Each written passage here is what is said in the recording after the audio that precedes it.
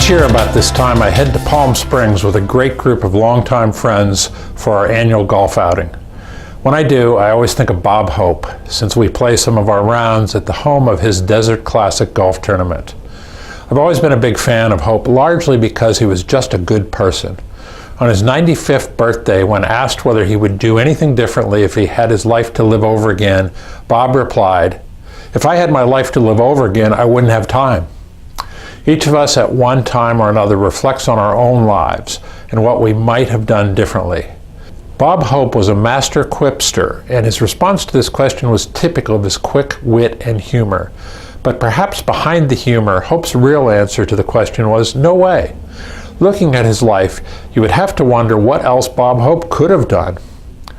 He did what he loved, he did it all well, and in the process touched millions of others. I know I felt a sense of loss when Hope left us at the age of 100. The lessons we can learn from his life are significant in scope and in number, but I'd like to touch on just two.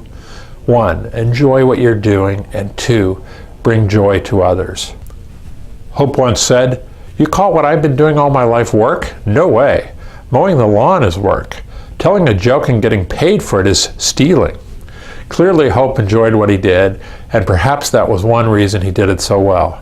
Life is too short, even at 100 years, to spend time doing things that you don't enjoy. There are three things you can do if you find yourself engaged in an activity that you dislike. One is keep doing it. The second is to change what you're doing, and the third is to change your attitude about what you're doing. Either the second or third can lead to happiness. The first certainly will not.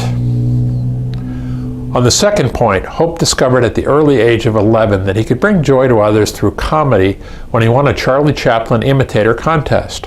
6 years later, he entered vaudeville, and he continued to bring laughter to others for another 3/4 of a century. His joy was bringing joy to others. I miss Bob Hope, and I mourn the passing of an era, his era. But as I see it, his legacy will live on. He will continue to touch others as long as we benefit from the simple lessons of his life. I'm John Longstreet with another edition of the Longstreet Beat. Thanks for tuning in, and I'll see you again next time.